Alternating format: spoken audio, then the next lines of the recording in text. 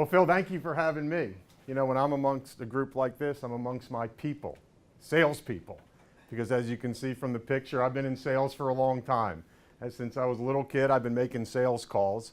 And while a lot of people just kind of end up getting into sales, you know, they stumble in one career, or things don't pan out, you know, maybe they went to school to be a doctor or an architect or attorney or something else, but a lot of us just kind of end up getting into sales, right? Sure, a lot of you in this room didn't envision that you'd have a career in sales, but that's what you ended up doing, but not me. This guy here knew from the time he was a little kid that he was destined to be a salesman. And you see, as they say down south, I get it honest, meaning I was raised by a salesperson. This is my mom. She's holding up a sign that says, "Finally Fit." Well, I can tell you, when you're raised by an overweight mother that's running a successful diet center franchise, salesmanship kind of gets infused a little bit into your DNA. One of my greatest memories as a kid is my mom talking on the phone, wound up in the phone cord. You remember the old phones that were on the wall? So my mom wound up in the phone cord, smoking a cigarette in one hand, cutting flank steak in the other with an electric knife, you know, every few cuts having a little nosh herself, and talking to her clients on the phone about her diet center program, with me and my little brother in the background howling as my mom is talking about Brussels sprouts and diet programs and all these sorts of things that she was pitching to her clients. So the question she always got was, how do you sell a diet program when you're overweight yourself? My mom always had the great answer. She'd say, "You should have seen me before I got on the program." So salesmanship has always been a part of me, but I didn't really think I'd get into sales as soon as I did. This is the moment that my football career ended and my career as a salesperson began. I didn't know it at the time, but this was moments after the first time I'd ever played tackle football. That was 1991, last game of the season against Duke. I was convinced that after that, agents would be calling, scouts would be calling. You know, I was on my way to an NFL career. Well, unfortunately, those calls never came. So, time to get into sales a little bit earlier than I thought. But what made things real interesting in my early career as a salesman is I still looked like a football player. That's me at 300 pounds with the fat dimples there on the left with my good buddy Alex. So here I am, I'm 6'2", I'm about 300 pounds, I've got no money. I have to buy business suits for my career as a telecom salesman. So every few months, I would head down to this place near Fayetteville called Joe Sugar's Big and Tall Men's Shop. Not exactly the epitome of high fashion down there in Fayetteville. So Joe and his dad, they'd see me come in. They'd have me all gussied up in some of the craziest outfits you've ever seen. And what made things even more interesting is underneath this Joe Sugar's ensemble, I would wear garters. Now, I'm getting some looks from some of you guys, so let me explain myself. They weren't exactly garters in the traditional sense, but my best buddy from high school had just taken a job as a Richmond city police officer, and he calls me up, he tells me, "I got the greatest invention in the world." He goes, "You know how the military guys and police officers keep their shirts tucked in?" I said, "No, John, tell me, how do they keep their shirts tucked in?" He says, "They wear these garters, and I'm going to send you a pair, and you're going to love them." So here I am. I got the Joe Sugar suit rocking. I've got the garters going. I'm 300 pounds. We used to have this demo kit that we would bring in an actual phone system to see our clients.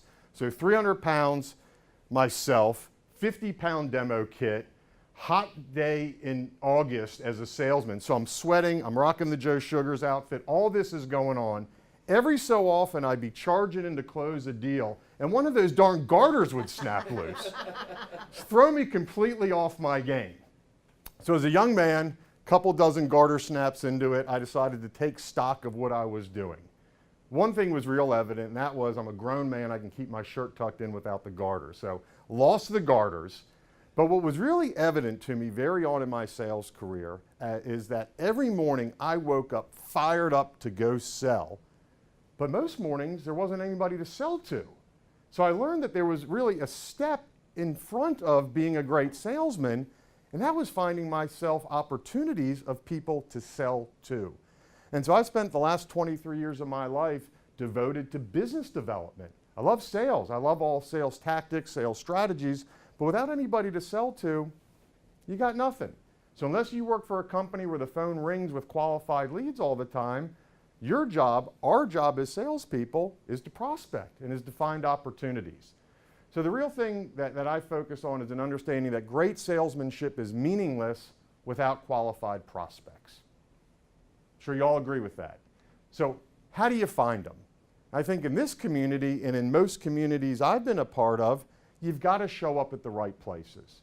Now, for most salespeople, those right places are obvious. It's chamber events, it's leads clubs, it's Kiwanis, it's Civitans, it's optimist groups, it's your community church or whatever it is that excites you and turns you on in your personal life, involving yourself in that as a professional and trying to build relationships that will reward you with opportunities that you can go sell to.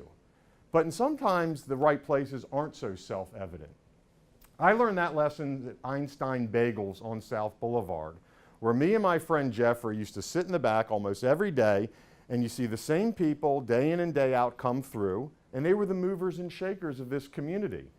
So you have a bagel, have some coffee, and all morning long you get to reinforce relationships with people in your community that can be of value to you in business. So that's where Einstein's theory of networking was spawned. Eating at the right places means meeting and conversing with at least two people that you can do business with. The old E equals MC squared. So your job as salespeople is to figure out, where is your Einsteins? In addition to all the obvious places that you should be networking, where else do you need to be to attract the sort of opportunities you're looking for? And when you're there, what is your focus? When you go to a networking event, what are the other people there interested in? Jane? Networking. What are the people at these groups looking for? Business. Leads, business. Everybody's chasing the money. Everybody is there for the same things you're there for. They want opportunities back. And so your job is to keep focused on what's important to them. When I first got to town and I was selling telephone equipment, it became very evident to me that my best prospect was a company that was moving or expanding. So I began to spend all my time schmoozing and building relationships with commercial real estate brokers, right? They were on the front end of knowing what companies were growing and exploring their space needs. And I got very active in a group called the CRCBR, the Charlotte Region Commercial Board of Realtors. Great place to meet people. But here I'm running into high-powered commercial real estate executives. So what did a 23-year-old, 300-pound telecom salesman have of value to give to these commercial real estate brokers? Well, that's what I gave a lot of thought to. And what I quickly realized is that just like I was interested in leads, these guys are interested in leads as well. So I remember one week devoting myself to making 300 in-person cold calls. And I picked a number of tall buildings, started at the top, worked my way down, went in, introduced myself to the receptionist, and while it would have been great to find a phone equipment lead to sell to, what I was most interested in was figuring out when their lease was expiring and what their plans might be to move or expand.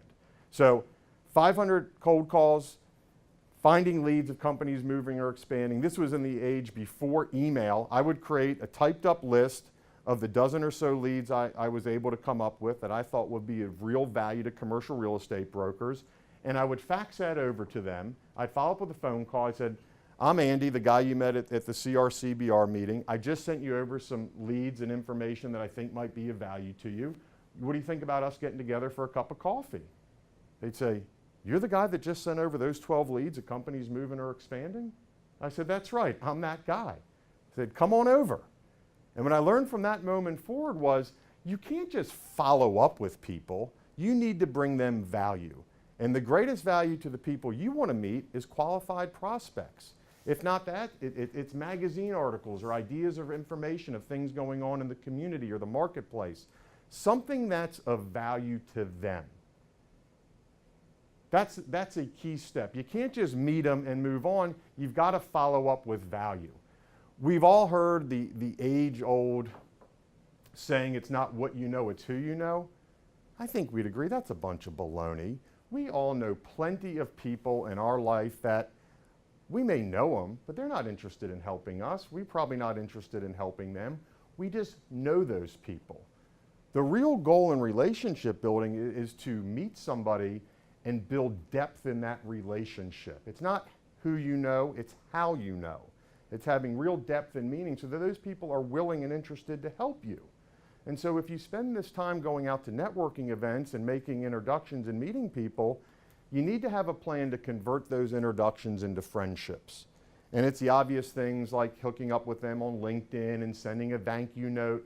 But I really would challenge you as a group to determine what is it that you can give to people after you meet them to really reinforce that relationship with them and begin to build depth and value into that relationship. Speaking about relationships, anybody here on Facebook? Of course, everybody's on Facebook now, right? The whole world's on Facebook. That kid that sat 3 rows behind you in 3rd grade that you'd never talked to in elementary school is now your Facebook friend, right? We all have Facebook friends that are people that we know, but in most cases there isn't real depth to that relationship. I like to say Facebook relationships are worthless, but meaningful relationships become priceless. But here's the beauty of it, and here's where the magic happens. The magic happens when you use Facebook and LinkedIn to determine who you know that has commonality with the people you're trying to get to know. It's being able to look up somebody on Facebook or LinkedIn and seeing if you have mutual friends or mutual contacts. That's where the real magic happens. So while there's value to Facebook and LinkedIn and growing that side of your social network, the magic happens when you have real relationships coinciding with Facebook and LinkedIn relationships. I have a business that replaces gaskets on commercial refrigeration equipment. Little niche business, but my customers are restaurant operators. So it was told to me that there was one entity in town that owned about 40 McAllister's delis. So figured out the name of that company, researched them on the internet, found out the name of the CEO, Googled them, found them on Facebook, and lo and behold, we had a mutual friend. So now, where rubber meets the road is I had to call that mutual friend and say, hey Carter, are you really buddies with this guy or are you just Facebook friends? And then luckily, they were really friends. In a matter of minutes, he called his buddy that owned the McAllisters, told him that I wanted to meet him. 10 minutes later, I'm on the phone with him. And that's where I really got an education on the value of social media and social networking. But it again reinforced that without real depth and meaning in the relationship, the connection itself was worthless. So your job is to build a big, real network of friends and relationships and a big social network of friends and relationships. And if you do both, you're going to find the two meet, and that's where the magic can really happen in terms of using those relationships to leverage your standing and credibility with the people you're trying to meet. But here's the thing. Now you've met them, now they know you, they may even like and respect you and want to help you, but guess what? Just like you, they're busy as heck. So people that want to help have to be reminded of you and have to know and have top of mind awareness so that they'll refer you. And so your challenge, all of our challenge as salespeople is to create TOMA, top of mind awareness. And unless you've got a huge marketing budget, and I've never worked in a career where I have, I've tried in all aspects of my professional life to take the mundane, the fax cover sheet, the business card, the email signature, all these mundane touch points that you have on a regular basis with your clients and prospects, and I try to make it memorable. So here's some examples of things I've seen that really jumped out at me. My friend and mentor, Jeffrey Gittimer, is one of the most acclaimed sales trainers on the planet. And Jeffrey is known for having really cool business cards. He has this coin card that says, "In sales we trust," and then he has this neat superhero card. But a lot of people don't have the time, money, or resources to create something that unique. So this I thought was pretty cool. Ruby is a manager of one of the man travel outlets. Well, Ruby took her everyday man travel card and she got a hole punch that was shaped like a palm tree. So there's actually a hole in her card. You know, you hold it up, you see light through the other side of it. And then she takes all that palm tree confetti, and every time she mails a thank you note, she sprinkles that in her note card. Just a little way to take the corporate business card and create her own value-added wrinkle that makes her memorable. thought that was pretty cool. So Ruby's got a pretty neat business card, and I know it's been a real asset to her and her own personal branding. I'm a big Springsteen fan. I've got 27 shows under my belt. Actually passed him over my head at his recent concert here in Charlotte. So I thought it was pretty cool that when I was up for renewal for my Backstreet the Boss magazine, I thought they had a pretty neat 8.5 by 11 envelope. I hadn't really seen an envelope before like that with a picture, but I thought it was pretty cool and memorable. This here is my friend Jeff Morgart. Jeff and I were co-workers when I first graduated college, and he, for the last 25 years, has been one of the best telephone equipment salesmen in the area. He works for a company called Atcom. And every year at Halloween, Jeff dresses up like Elvis, goes to see all his customers, brings them boxes of Krispy Kreme donuts, has his kind of straight guy, his sidekick there in a suit with the Polaroid camera, and he'll go from office to office on Halloween, posing with all his customers, taking pictures, giving them the Polaroid, signing it, and it makes a memorable difference. I've got a friend named J.A. Dava that's a very successful mortgage broker up in Ohio. And every week in Columbus, Ohio, there's a big meeting attended by about 500 residential real estate agents, who are the exact group of people that J.A. as a mortgage broker wants to appeal to. Well, J.A. is known for these really cool bow ties.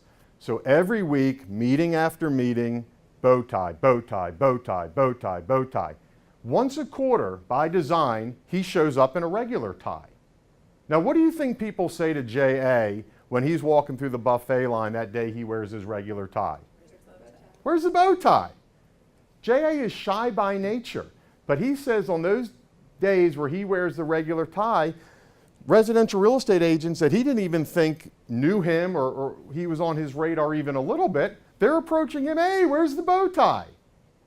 Pretty neat little idea to create something sticky and memorable for himself.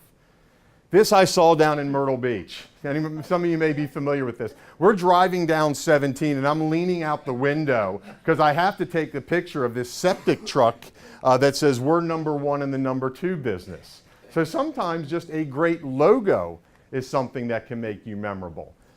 I stopped this guy on July 4th down in Myrtle Beach. I loved it. He's in the concrete business on the coast. If you don't use concrete, it's your own asphalt. Great t-shirt, right?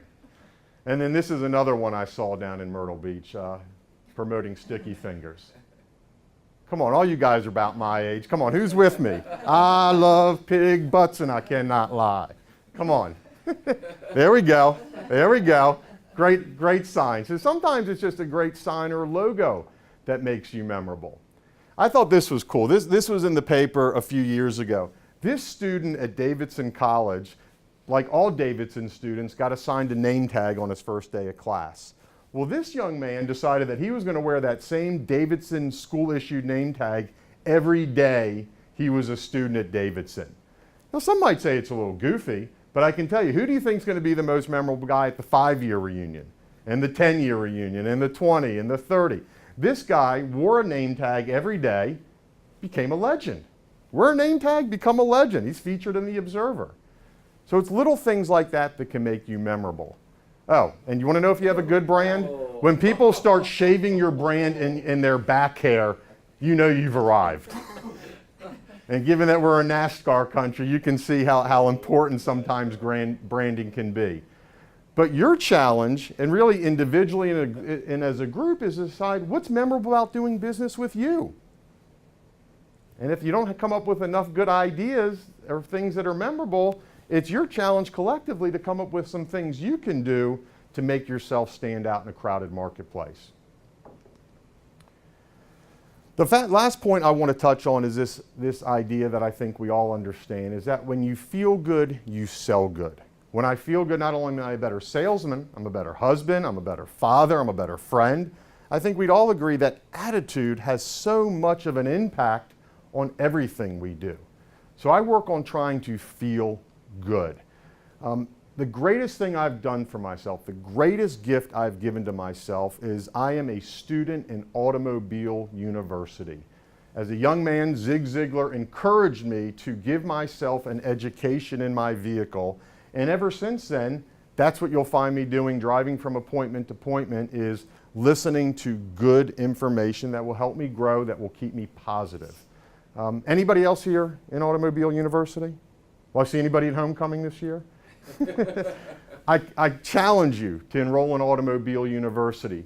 This body of work called The Ultimate Sales Machine by Chet Holmes, I may have listened to that 20 times, over and over and over again, trying to immerse myself into positive ideas and positive information. This to me, is, The Strangest Secret by Earl Nightingale, arguably the greatest lesson on personal development and motivation you could ever listen to. Hundreds and hundreds of times I've listened to this audio CD, and I hear Earl Nightingale in my head reminding me that you become what you think about. So I challenge you to turn down the talk radio and to turn up the motivational and training aspect of your car rides. It's really beneficial. The other thing I've tried to do is I try and learn from everybody. As a sports fan in this town, and having gone to Panthers and Hornets games and the like for many years, I like watching athletes. This is Muggsy Bogues covering Michael Jordan. Muggsy Bogues is 5'3". We're not talking about short by NBA standards. We're talking about a 5'3" man that is short by everyday standards. And it wasn't like he was some novelty as a basketball player. This guy was a perennial starter for 12 seasons in the NFL. So watching Muggsy compete with guys that were literally a foot or 2 feet taller than him, I learned quite a bit. And what Muggsy really showed me is we all make choices, and our choices make us. I repeat that to my kids on a regular basis. But how many people do you think told little Muggsy when he was a kid, "Come on, Muggsy, you really going to be a professional basketball player?" I mean, he must have heard that hundreds and hundreds of times throughout his life. But he didn't let those limitations stop him from his goal, and he made a choice and he worked hard to go after it. So he's somebody that's very inspiring to me. And I find if I just look and pay attention to the things around me, lots of people have inspiring stories. Lots of people are doing interesting things or overcoming challenges that we all have something to learn from. So we all make choices, and our choices make us. And I would argue that the most important choice you can make for yourself is really, what is the overriding philosophy of your life? What is the lens through which you see the world around you? And for me, I try and push down the threshold for gratitude. When an old friend calls, I take a moment to reflect on how nice that is to hear from somebody. When I turn on the radio and hear my favorite Springsteen song, hey, I want to take a minute to recognize, hey, this is a good moment. This is something to be appreciated. What I've really learned is that if you break it down to even the smallest of things to be appreciative of, you can weave little gems of gratitude throughout your day. And in my study of various cultures and religions, I've learned that many religions have this idea and teaching that one should say a blessing after they use the bathroom. And so when you think about it, if you're a guy like me that drops a lot of water or drinks a lot of water and you're back and forth to the bathroom all day, I drink it and I drop it, then you can understand that if you give thanks, that those things that are supposed to open when they're supposed to open and close back up when they're supposed to close back up, throughout your day, you can start weaving these little gems of gratitude throughout your day. So when you have a bad sales call or your prospect you thought you were going to close doesn't follow up with you, you can be resilient and bounce back more quickly because you're always giving appreciation for the things you have. So if I'm remembered as the guy that prays when I pee, that's fine. I am happy to have that moniker and be remembered as such amongst this group because I'm so passionate that if you lower your threshold for gratitude, you're going to be happier. And when you're happier, you're going to sell better, you're going to be better in all aspects of your life. So, quick little attitude litmus test. Let's see how this group is doing. How grateful are you for your job? Well, I tell you, it could be worse. Yeah, this guy's holding up a sign at a shooting range. This gal's collecting elephant poop. So, if you're in this room today, you've got it pretty good. You've got it pretty good. How grateful are you for where you live? We live in the land of milk and honey, don't we? Opportunity endless, bountiful, free-flowing.